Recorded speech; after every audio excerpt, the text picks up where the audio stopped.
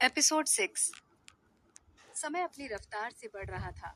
अब शादी में सिर्फ 15 दिन बाकी थे। आज किंशु और ईशु का रिजल्ट आने वाला था। क्योंकि दोनों पढ़ाई में बहुत अच्छे थे और हर साल उनका एक ही मकसद था कि एक दूसरे से ज्यादा स्कोर करना। उनका रिजल्ट आ चुका था। ईशु के मार्क्स 12 नंबर ही ज्यादा थे किंशु से। उसने कॉलेज में टॉप किया था और किंशु ने सेकंड पोजीशन ली। मार्क्स किंशु के भी बहुत अच्छे थे, पर फिर भी उसे कोई खुशी नहीं थी। उसको तो बस ईशु को हराना था। किंशु का तो एमबीए के लिए मुंबई जाना फाइनल था ही, पर ईशु आगे क्या करना चाहती है ये अभी तक किसी को भी मालूम नहीं था। यही जानने के लिए विजय शाम को ईशु के घर गया और उससे पूछा कि आगे का क्या प्लान है। अगर तुम कहोगी कि शादी करके घर संभालना चाहती हूँ तो मुझे बहुत बुरा लगेगा। तुम टॉपर हो, तुम्हें अपनी मेहनत को ऐसे ही वेस्ट जाने देना नहीं चाहिए। तुम्हारा जिंदगी में क्या गोल है बताओ बेटा। शादी करके भी तुम्हें अपनी जिंदगी को लेकर कोई कॉम्प्रोमाइज नहीं करना है। जैसे किंशु के सपने हैं वैसे ही तुम्हारे। मेरे लिए अब तुम दोनों एक ही हो और तुम दोनों के सपने पूरे करने की जिम्मेदारी मेरी है। ईशु मन में सोचती है कि अंकल कितने अच्छे हैं। अगर ये उस बंदर के पापा नहीं होते तो मुझे इनके बेटे से अपने आप ही प्यार हो जाता। पर हाय मेरी फूटी किस्मत, पता नहीं क्या लिखा है। विजय: बोलो ना बेटा, कोई तो गोल होगा ना जिंदगी में। ईशु: अंकल, आपने मेरे लिए इतना सोचा, यही बहुत बड़ी बात है। मैंने ज्यादा कुछ तो नहीं सोचा, पर फिलहाल एमबीए करना चाहूंगी। विजय: तो मुझे अपने सर्टिफिकेट मेल कर दो। 2-3 अच्छे कॉलेज हैं मेरी नजर में, मैं तुम्हारा एडमिशन वहीं करवा दूंगा। ईशु: अरे अंकल, आप क्यों परेशान होते हैं, मैं देखती हूँ, हो जाएगा मैनेज। देखो बेटा, शादी में अब सिर्फ 15 दिन बाकी हैं और 1 महीने बाद कॉलेज स्टार्ट हो रहे हैं। इन 15 दिनों में तुम कहाँ कॉलेज में एडमिशन के लिए घूमोगी। अभी तो तुम मन लगाकर अपनी शादी की तैयारियां करो। एडमिशन की फिक्र मुझ पे छोड़ दो, मैं सब करवा दूंगा। विजय ने घर से निकलते हुए कहा। चलो अच्छा है, शादी के बाद वो बंदर मुंबई चला जाएगा और यहाँ मैं आराम से पढ़ पाऊंगी। 2 साल का तो टेंशन खत्म। ईशु ने मन में सोचा। विजय के जाने के थोड़ी देर बाद किंशु की माँ यानी सरला जी ईशु से मिलने आई। प्यार से उसके सर पर हाथ फेरते हुए कहा, कॉलेज में टॉप करने की बहुत बहुत बधाई। तुम दोनों बच्चों ने आज हमारा सर एक बार फिर फक्र से ऊंचा कर दिया है। मैं आज आप सबको डिनर के लिए हमारे घर इनवाइट करने के लिए आई थी। बच्चों के अच्छे रिजल्ट की खुशी में आज सब मिलकर साथ में सेलिब्रेट करते हैं। और हाँ अर्चना, तुमसे तो मैं कहना भूल ही गई, माँ ने बुलाया है तुम्हें। बोली कुछ जरूरी बात करनी है, तो डिनर पर माँ से भी बात हो जाएगी और हम सेलिब्रेट भी कर लेंगे। अर्चना मन में सोचती है, क्या बात हो सकती है, माँ जी ने क्यों बुलाया होगा। चलो जाकर ही देखना पड़ेगा कि क्या बात है। किंशु का घर। सब लोग एक साथ बैठकर डिनर कर रहे होते हैं। तभी दादी अर्चना से कहती हैं, देखो बेटा, बचपन से ही हम ईशु को देखते आ रहे हैं। हमारी तो गोद में ही बड़ी हुई है ये। हम नहीं चाहते कि इसे यहाँ पर कोई परायापन लगे। ये जैसे पहले रहती थी उछल कूद करते हुए, अब भी और शादी के बाद भी वैसे ही रहेगी तो मुझे बहुत अच्छा लगेगा। मैं देख रही हूँ कि जब से रिश्ता पक्का हुआ है ये आती ही नहीं है। और कपड़े भी तो देखें, क्या सलवार कमीज पहनकर आ गई। सब जीन्स टी शर्ट कहाँ गए तुम्हारे। पहले तो कैसे घर में दिन भर तूफान मचा कर रखती थी और अब देखो कैसी शांत हो गई है। भाई मुझे तो ये वाली इशू पसंद नहीं है। देख बेटा, अगर तूने सच में अपनी दादी सास मान लिया है तो मैं भी असली वाली दादी सास बनकर दिखाऊंगी। वो होती है ना, डेंजर वाली। दादी की बात सुनकर सब हंसने लगे। 21 की है पर इतनी मासूम है कि 16-17 से ज्यादा की नहीं लगती। उस पर भी अगर ऐसे डरी हुई सी लगेगी तो सबको लगेगा ससुराल वाले तंग करते हैं। दादी ने ईशु के सर पर हाथ फेरते हुए कहा, सरला, हाँ माँ, ये तो आपने सच ही कहा है। जब हम शादी का जोड़ा फाइनल करने गए तो वहां पर सेल्समैन ने पूछा कि किसकी शादी है, किसके लिए जोड़ा चाहिए। तो हमने ईशु की तरफ इशारा किया। वो हंस दिया कि क्या बात है, आज के जमाने में भी बाल विवाह होते हैं। बाल विवाह का नाम सुनकर किंशु और ईशु दोनों को खांसी आने लगी। सब उनकी तरफ देखकर हंसने लगे और उन्हें पानी पिलाया। डिनर खत्म होने के बाद किंशु अपने कमरे में चला गया।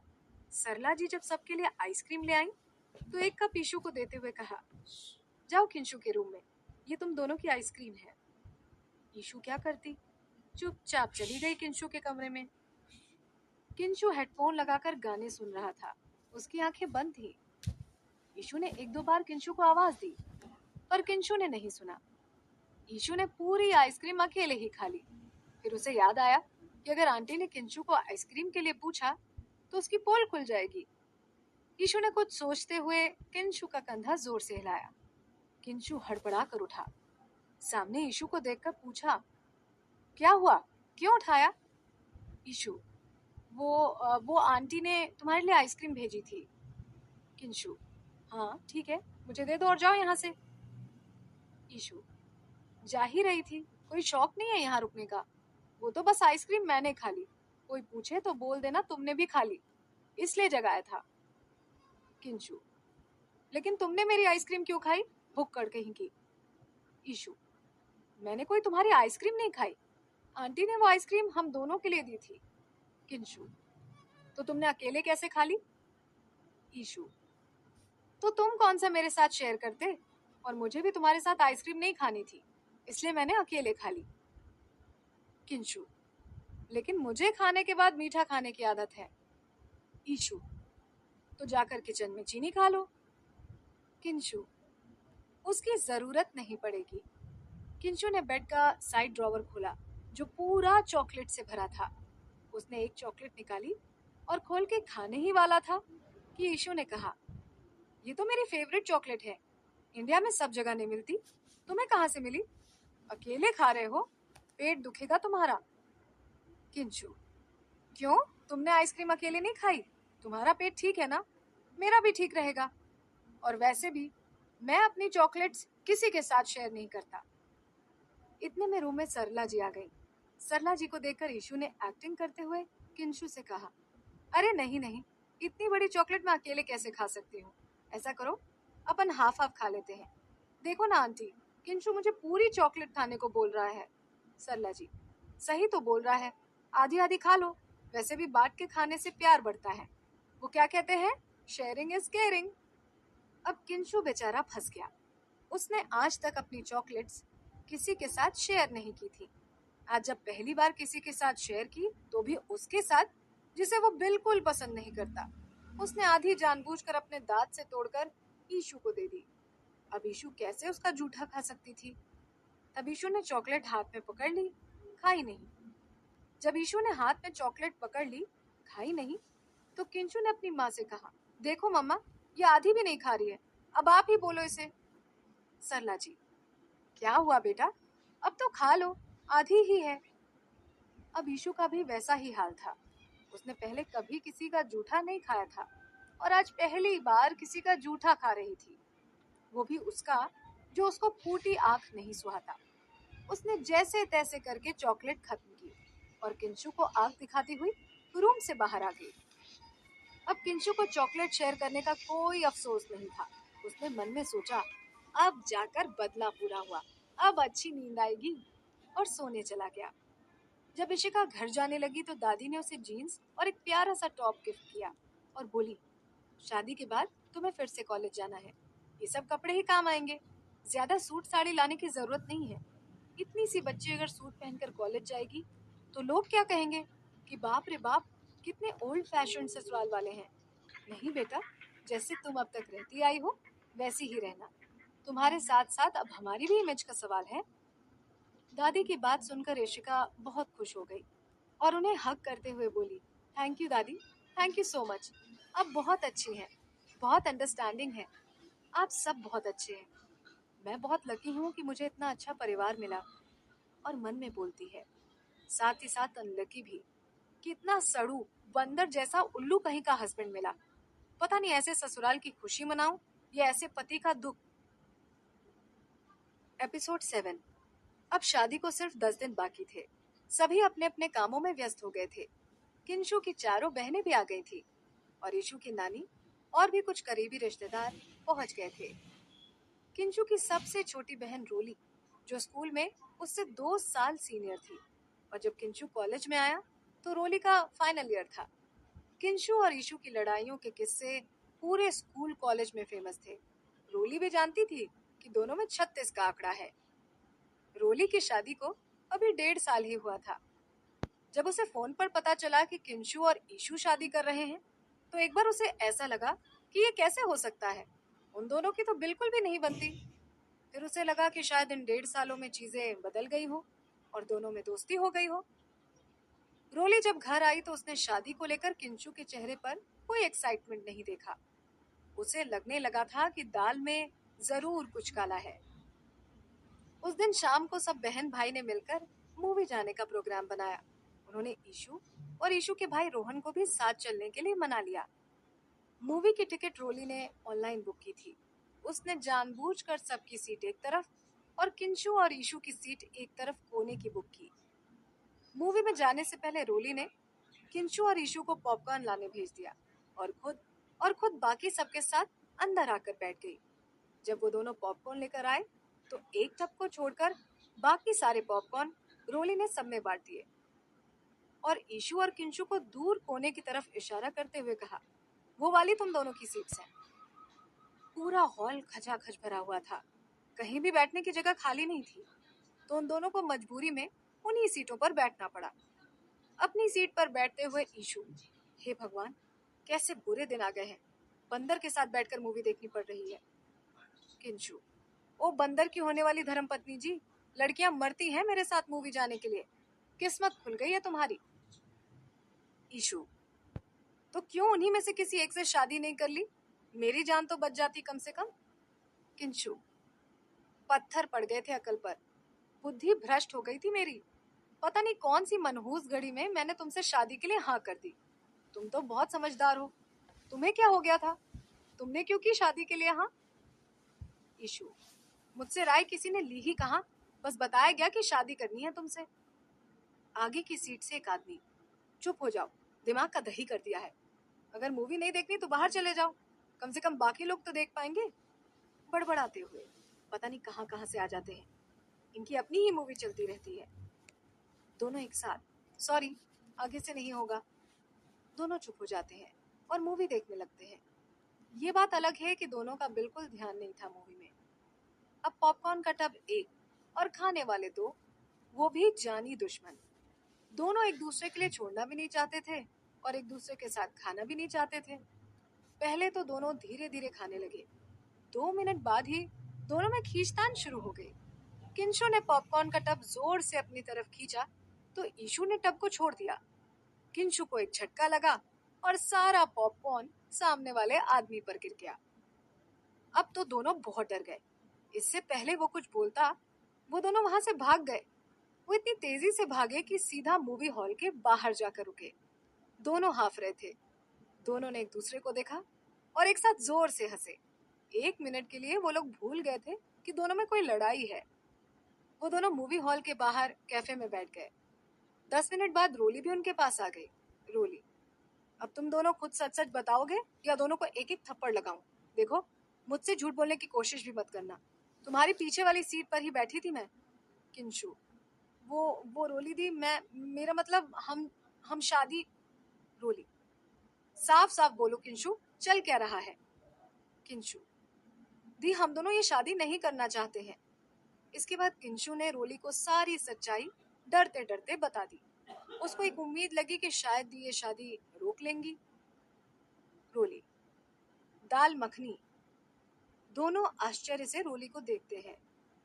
रोली, मुझे तो पहले ही लगा था कि दाल में कुछ काला है, यहाँ तो दाल मखनी बन रही है। ईशु, दी आपने बचपन से हर काम में मेरी मदद की है, आज भी आप ही कुछ कीजिए ना।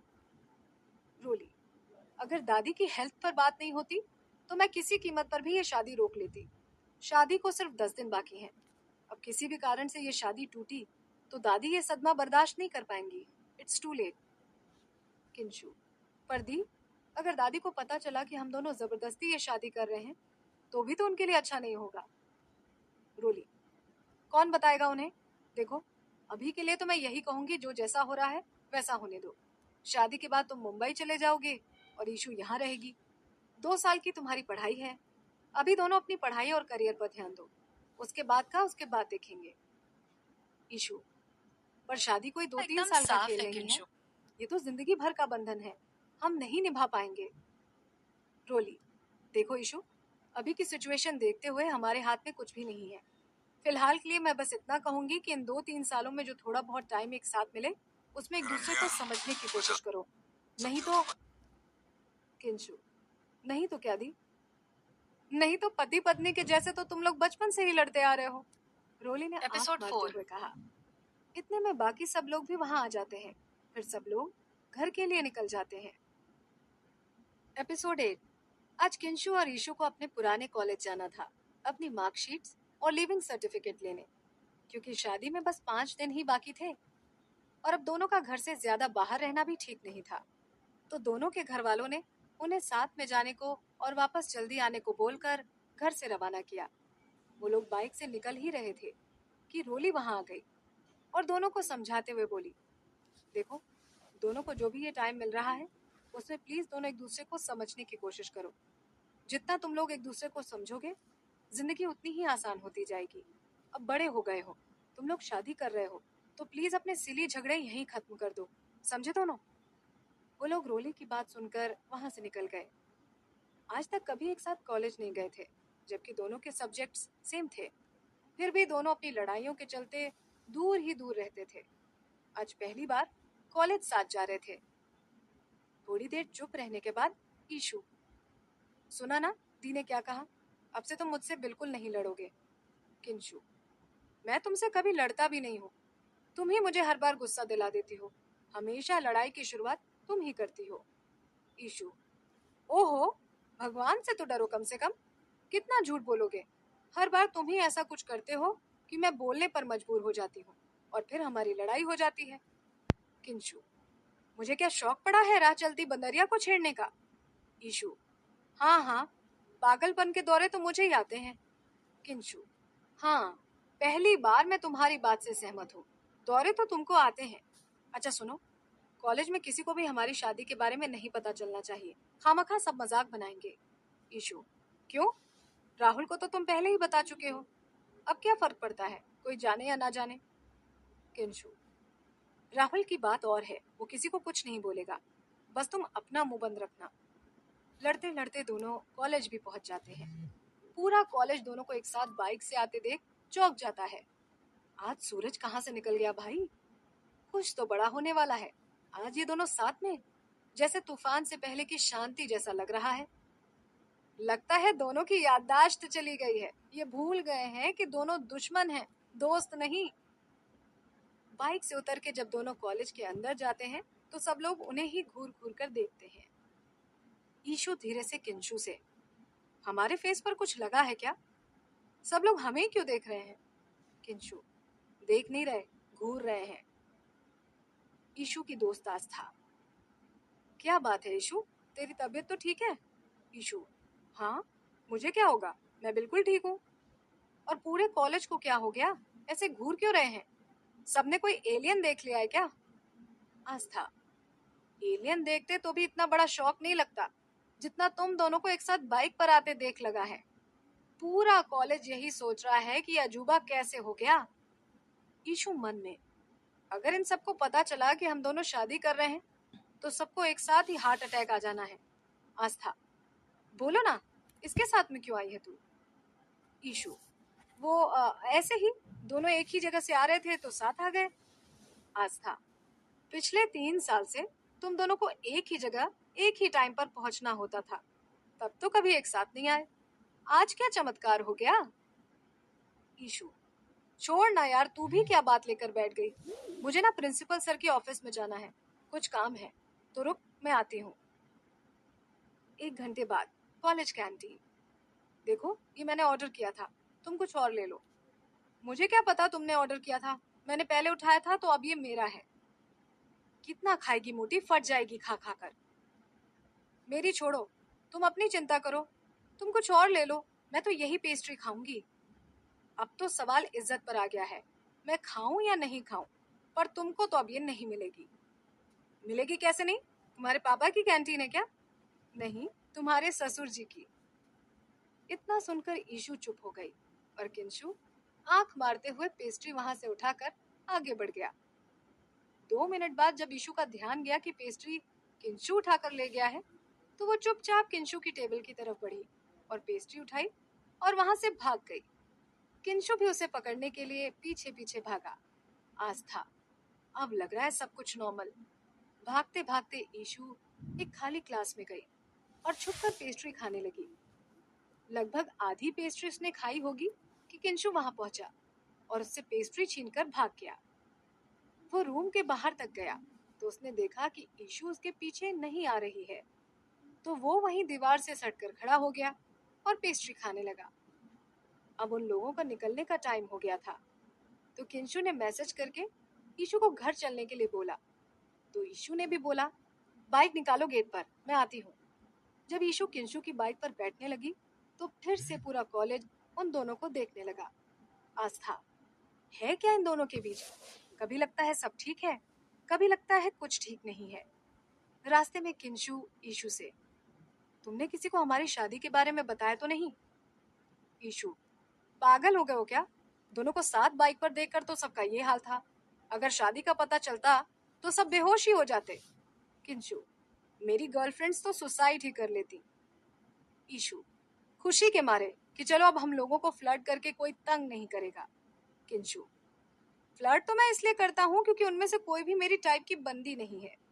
ईशु, तो मिस्टर किंशु गर्ग, कैसी होगी आपकी टाइप? किंशु, तुम्हें क्या करना है जानकर? जैसी भी होगी पर तुम्हारे जैसी बिल्कुल नहीं होगी। खैर अब तो जाने दो, अब इन सब बातों का कोई फायदा ही नहीं रहा, झेलना तो तुमको ही पड़ेगा। ईशु, मेरी जैसी और कोई है भी नहीं, भगवान ने सिंगल पीस ही बनाया है और तुम मुझे नहीं झेलोगे, मुझे झेलना पड़ेगा तुम्हें। इसके बाद दोनों में कोई बात नहीं होती। घर पहुंचकर दोनों चुपचाप अपने कमरे में चले जाते हैं। पसंद नापसंद दोनों की एक जैसी थी, लेकिन दोनों के स्वभाव में दिन रात का फर्क था। जहाँ किंशु कम बात करने वाला, वहीं ईशु बातों की पूरी दुकान थी। किंशु शांत स्वभाव का था तो ईशु कोई तूफान। किंशु सफाई पसंद तो ईशु का कमरा देखकर ऐसा लगता जैसे अभी कोई भूकंप आकर गया है। एपिसोड 9। शादी में 3 ही दिन बाकी रहे थे अब। शादी के सारे फंक्शन शहर के बाहर एक रिजॉर्ट में होने थे। सब लोग सुबह जल्दी ही निकल गए थे रिजॉर्ट के लिए। सभी एक बड़ी बस में साथ थे। रास्ते में सबको विजय ने बताया कि ईशु का एडमिशन वडोदरा में अच्छे कॉलेज में हो गया है और किंशु का मुंबई में हो गया है। 15 दिन बाद दोनों को कॉलेज जाना शुरू करना होगा। दोनों बहुत खुश हो जाते हैं। दोनों को बस में सब पास पास ही बिठाते हैं और उनके पीछे ही बैठी होती है रोली।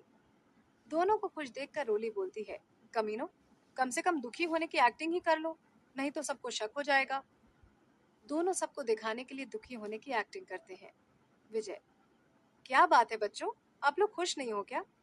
ईशु, नहीं नहीं अंकल, खुश क्यों नहीं होंगे, खुश तो है ही, बस शादी के बाद जल्दी किंशुक मुंबई चले जाएंगे, इसलिए थोड़ा खराब लग रहा है। किंशु, हाँ पापा, मुंबई तो जाना ही था, पर शादी करते ही इतनी जल्दी नहीं सोचा था। ईशु मन में, चलो अच्छा है, जल्दी ये बंदर मुंबई चला जाएगा, फिर 2 साल का टेंशन खत्म। किंशु मन में, 2 साल के लिए तो जान बची, कम से कम ये 2 साल तो शांति से निकलेंगे। रोज रोज इस मोटी की शक्ल देखने से तो अच्छा ही है कि मैं 2 साल मुंबई में शांति से बिताऊं। ईशु किंशु से, 15 दिन बाद क्यों जा रहे हो? शादी होते ही चले जाओ, जल्दी जाओगे तो सब चीजों को जल्दी समझोगे, कॉलेज की सारी फॉर्मेलिटीज भी जल्द पूरी कर पाओगे। किंशु, तुमसे किसी ने ज्ञान मांगा नहीं है, अपना बेशकीमती ज्ञान अपने ही पास रखो, काम आएगा किसी दिन। और बाय द वे, मैं खुद यहाँ तुम्हारे साथ नहीं रुकना चाहता, जितना जल्दी हो सके यहाँ से भागना चाहता हूँ, ताकि रोज तुम्हारी शक्ल नहीं देखनी पड़े। ईशु, इतने खुशकिस्मत तो तुम हो भी नहीं कि रोज मेरी शक्ल देख सको।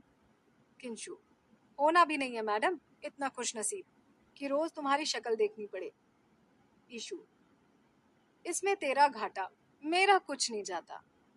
किंशु, कोई घाटा नहीं है, एक बार मुंबई चला गया ना तो देखना सब फायदा ही फायदा है। तभी ईशु का भाई रोहन कोल्ड ड्रिंक्स लेकर उन दोनों के पास आता है और उसके एक हाथ में कोक और दूसरे हाथ में स्प्राइट थी। दोनों से पूछता है, कोक लोगे या स्प्राइट? दोनों एक साथ बोलते हैं, स्प्राइट। रोहन, सॉरी, एक ही है, दोनों मिलकर पी लो। और स्प्राइट का कैन किंशु को थमाकर चला जाता है। किंशु, मुझे तुम्हारे साथ नहीं पीनी है, तुम ही पी लो। ईशु, एहसान कर रहे हो, मुझे नहीं चाहिए, तुम ही पियो। किंशु, बोला ना मुझे नहीं पीना, तुम ही पियो। हर बात पर लड़ना जरूरी है क्या? ईशु, मैं कोई नहीं लड़ रही हूँ, बस मुझे तुमसे कुछ नहीं चाहिए, तुम रखो अपना कैन। रोली, तुम दोनों फिर से चालू हो गए। ग्रो अप गाइस, बच्चे नहीं हो दोनों, कुछ तो मैच्योरिटी दिखाओ। किंशु, पर दी, इस बार मैंने कुछ नहीं किया, मैं तो दे ही रहा था इसे। ईशु, क्यों भला इतना प्यार, किस खुशी में? दी, ये सिर्फ दिखा रहा था कि देखो मैं कॉम्प्रोमाइज कर रहा हूँ, पर ऐसा कुछ है नहीं। किंशु, कोशिश तो कर रहा हूँ ना कम से कम, तुम तो वो भी नहीं कर रही हो। ईशु, देखो, जितना अंकल आंटी नहीं जानते उससे ज्यादा जानती हूँ मैं तुम्हें। तुम सिर्फ इसलिए कोल्ड ड्रिंक नहीं पी रहे थे कि दिखा सको कि मैं कितना महान हूँ। किंशु, मैं बोल रहा हूँ इस लड़की का स्क्रू ढीला नहीं है, बल्कि कहीं गिर गया है। इसको शादी की नहीं, साइकेट्रिस्ट की जरूरत है। रोली, बस करो दोनों, चुप, बिल्कुल चुप, एक और शब्द नहीं। पागल कर दिया है यार दोनों ने। और किसी को पड़े ना पड़े, ऐसे ही तुम दोनों को देखा तो मुझे जरूर साइकेट्रिस्ट की जरूरत पड़ेगी। किंशु, चलो कैन ईशु को दो। ईशु, तुम आधा पीकर वापस किंशु को देना। किंशु, पर दी। रोली, पर वर कुछ नहीं, नहीं माने ना मेरी बात तो बेटा मुंबई तो जाओगे बाद में, पहले पापा को बोलकर तुम दोनों को 7 दिन के लिए हनीमून पर भेज दूंगी, फिर झेलना एक दूसरे को। ईशु, नहीं दी, प्लीज ऐसा कुछ मत करना, आप जैसा बोल रही हैं वैसा ही होगा। लाओ दो मुझे कैन। किंशु, क्या दी, आप तो बुरा मान गई, लो ना, पियो पियो, और जैसा तुम्हारा मन वैसे पियो। कैन देते हुए कहता है। रोली, अब आए ना बच्चों लाइन पर। प्रकृति रिजॉर्ट। सब लोग अपने अपने कमरों में तैयार होने चले गए। आज मेहंदी का फंक्शन था। ईशु तैयार होने के टाइम सोचती है कि क्यों उसके साथ ऐसा हो रहा है। अगर उसकी मर्जी से शादी हो रही होती तो सब कुछ कितना अच्छा होता, हर चीज अच्छी लगती, तैयार होने का मन करता। वो जोर जोर से रोने लग जाती है। इधर किंशु को छेड़ने के लिए किसी काम के बहाने से बाकी लोग ईशु के कमरे में भेजती हैं। जब वो ईशु को ऐसे रोते हुए देखता है तो उसे बिल्कुल अच्छा नहीं लगता। वो शादी से खुश नहीं, इसलिए रो रही है। शादी के बाद जितना जल्दी पॉसिबल हुआ मैं मुंबई चला जाऊंगा, ताकि इसे दिन भर मुझे फेस नहीं करना पड़े और इतनी तकलीफ ना हो। उसका मन होता है कि जाकर उसे चुप कराए, लेकिन ईगो आगे आ गया और चुपचाप वो वहां से चला गया। थोड़ी देर बाद ईशु का मन जब कुछ शांत हुआ तो वो मेहंदी के लिए तैयार होकर नीचे आ गई। सब लोग मेहंदी लगवा रहे थे, ईशु को भी मेहंदी लगी। लंच टाइम पे सरला ने ईशु के लिए प्लेट में खाना लगाया और ईशु को खिलाने लगी। एक निवाला ही खिलाया था कि कुछ काम आ गया उनको। उन्होंने आसपास देखा, सब बिजी थे। उनको दूर खड़ा किंशु दिखाई दिया, उसे बुलाया और प्लेट देते हुए ईशु को खिलाने को बोली। किस्मत खुल गई तुम्हारी जो मेरे हाथ से खाना खाने को मिल रहा है, एक निवाला आगे बढ़ाते हुए कहता है। ईशु कुछ नहीं बोलती, चुपचाप खा लेती है। किंशु को उसका ऐसे चुप रहना अच्छा नहीं लगता। वो कुछ नहीं बोलता, फिर बस खाना खिलाता है और लास्ट में गुलाब जामुन लेकर आता है। चुपचाप खिलाता है और चला जाता है। मेहंदी का फंक्शन होने के बाद सब अपने अपने कमरों में आराम करने आ जाते हैं। के प्रोग्राम के लिए ईशु के कपड़े निकाल रही थी। ईशु, मम्मा, सब ठीक तो होगा ना, बहुत डर लग रहा है। अर्चना, सब ठीक होगा बेटा, वो लोग कितने अच्छे हैं सब। मैं तो तेरे ससुराल को लेकर कितना डरती थी पहले, कि हमेशा टॉप करने वाली मेरी बच्ची को आगे पढ़ने का मौका मिले ना मिले, पर भाई साहब ने तो खुद तेरा एडमिशन करवाया। अब मुझे तेरे सपनों की कोई फिक्र नहीं है। मुझे भरोसा है कि वो लोग तेरे हर सपने को पूरा करने में तेरे साथ हैं। और किंशुक भी तो कितना ध्यान रखता है तेरा, पता है? आज जब वो तुझे खाना खिला रहा था तो देखा था मैंने, कितने आराम से बिना चिढ़े खिला रहा था तुझे। मैं उसे मीठा लाकर देने ही वाली थी कि लास्ट में वो खुद ही जाकर ले आया तेरे लिए।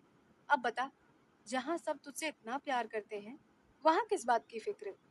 ईशु, हाँ मम्मा, आप ठीक बोल रही हैं शायद, पर मुझे बहुत घबराहट हो रही है। अर्चना, सब लड़कियों को होती है बेटा, तू ज्यादा टेंशन मत ले और जल्दी से रेडी होकर नीचे आ जा। इतना बोलकर अर्चना नीचे चली जाती है। ईशु, पता नहीं क्या होने वाला है, इतनी घबराहट क्यों हो रही है। वो बंदर भी पता नहीं क्या सोचकर खिला रहा था मुझे, सबको इम्प्रेस करने के लिए मीठा भी ले आया। ओ गॉड, प्लीज हेल्प मी। किंशु के कमरे में राहुल, क्या बात है भाई, आज तो बड़े प्यार से खाना खिलाया जा रहा था। किंशु, अरे वो मम्मा बोलकर चली गई खिला देने को। राहुल, और गुलाब जामुन का भी मम्मा बोली थी ना। किंशु, अरे नहीं ना, वो थोड़ा अपसेट थी तो बस। राहुल, साले, पहली बार अपसेट नहीं थी, तेरे साथ जब भी होती है अपसेट हो ही जाती है, हर बार तो नहीं करवाता उसका मुंह मीठा। किंशु, साले, तू अपनी वाली को संभाल, भाग जाएगी एक दिन, उसको छोड़कर बाकी सब जगह ध्यान रहता है तेरा। राहुल, बात मत घुमा, क्या चल रहा था बोल। किंशु, अरे सच में यार, कुछ नहीं चल रहा, तू तो जानता ही है कि हम दोनों एक दूसरे को बिल्कुल पसंद नहीं करते। मैं तो जल्दी से जल्दी मुंबई जाने का बहाना सोच रहा हूँ। राहुल, शादी के बाद बोल देना ना कि मुंबई जाकर रहने खाने के अरेंजमेंट्स देखने हैं और कॉलेज की कुछ फॉर्मेलिटीज भी ज्वाइन करने से पहले पूरी करनी है, तो जल्दी जाना है बस। किंशु, हाँ, ये सही रहेगा, चल तू जल्दी तैयार हो, हमें नीचे भी पहुंचना है। नीचे हॉल में बहुत सुंदर डेकोरेशन के साथ गजल का प्रोग्राम रखा गया था और बाहर से कुछ गजल गाने वालों को बुलाया भी गया था। काफी लोगों ने बहुत पसंद किया प्रोग्राम और कुछ बोर होकर बाहर भी चले गए। कुछ ऐसे भी थे जो बोर तो हो रहे थे लेकिन बाहर जा नहीं पा रहे थे, जिनमें हमारे दूल्हा दुल्हन भी शामिल थे। अगले दिन सुबह भात का प्रोग्राम था जो दोनों तरफ का अलग अलग हॉल में था। शाम में संगीत का प्रोग्राम था जिसे गार्डन में रखा गया था। सबने बहुत एंजॉय किया। दूल्हा दुल्हन की बचपन से लेकर अब तक की पिक्चर्स प्रोजेक्टर की सहायता से दिखाई गई। अब बारी थी ईशु के डांस की। ईशु ने अपने पापा के लिए एक इमोशनल डांस किया जिसे देखकर वहां पर मौजूद हर एक की आंख में आंसू आ गए। फिर लास्ट में सबने मिलकर खूब धमाल किया। और आज था शादी का दिन। सुबह पहले दोनों को हल्दी दही लगाया गया, उसके बाद दोनों को नहाने भेज दिया गया। नहाने के बाद उन्होंने थोड़ा आराम किया, खाना खाया और फिर वापस शादी के लिए रेडी होना था। दोनों ही आज अलग ही कश्मकश में घिरे थे, समझ नहीं पा रहे थे कि जिंदगी उनसे आखिर चाहती क्या है। एक तरफ परिवार है तो दूसरी तरफ खुद की इच्छाएं, किसको ज्यादा महत्व दिया जाए ये नहीं समझ पा रहे थे। बस रोबोट की भांति जो कमांड्स उन्हें दिए जा रहे थे वो उन्हें पूरा करने में लगे थे। किंशु और उसके साइड के लोग बारात लेकर निकल गए और नाचते गाते थोड़ी देर में दूसरे गेट से रिजॉर्ट आ भी गए। उनका वहां बहुत अच्छा स्वागत किया गया। थोड़ी देर बाद ईशु को भी वरमाला के लिए नीचे बुलाया गया। ईशु दुल्हन के जोड़े में बहुत ही खूबसूरत लग रही थी, एकदम राजकुमारी जैसी। खूबसूरत तो वो थी ही, थोड़े मेकअप ने उसकी खूबसूरती में चार चांद लगा दिए थे। जब वो वरमाला के लिए स्टेज पर आई तो एक बार के लिए किंशु भी उसे देखता ही रह गया। किंशु ने हमेशा उसको जीन्स टी शर्ट या फिर वेस्टर्न कपड़े में देखा था। आज उसका अलग ही रूप देखने को मिला, वो भी इतना ज्यादा खूबसूरत, तो वो उस पर से नजरें ही नहीं हटा पा रहा था। ऐसे तो किंशु भी किसी रियासत के राजकुमार से कम नहीं लग रहा था। इन दोनों को साथ में देख हर कोई उनकी जोड़ी की तारीफ कर रहा था। छोटे छोटे से दूल्हा दुल्हन बहुत ही खूबसूरत जोड़ी लग रही थी। सबसे पहले वरमाला, फिर फेरे, सिंदूरदान, सब रस्में एक एक कर पूरी हुई और अब बारी थी विदाई की। ईशु अपने पापा के गले लगकर खूब रो रही थी। तभी माहौल को हल्का करने के लिए रोली ने कहा, पहली दुल्हन होगी जो विदा होकर एक फ्लैट से दूसरे फ्लैट में आ रही होगी। राहुल, और किंशु पहला जमाई जिसे बीवी को छोड़ने ससुराल नहीं जाना पड़ेगा। सब हंस पड़े। माहौल थोड़ा हल्का फुल्का हुआ और नई दुल्हन के साथ सब बाराती रवाना हुए और रिजॉर्ट का दूसरा साइड जो लड़के वालों का था उस तरफ आ गए। गृह प्रवेश की रस्म उनके घर पर ही होनी थी, तो दोनों को अलग अलग कमरों में आराम करने के लिए भेज दिया। अगले दिन उन दोनों को दूल्हा दुल्हन के कपड़ों में घर ले जाया गया और गृह प्रवेश की रस्में की गईं। उसके बाद ईशु को पगफेरा के लिए उसके भाई के साथ सामने वाले फ्लैट में भेज दिया गया।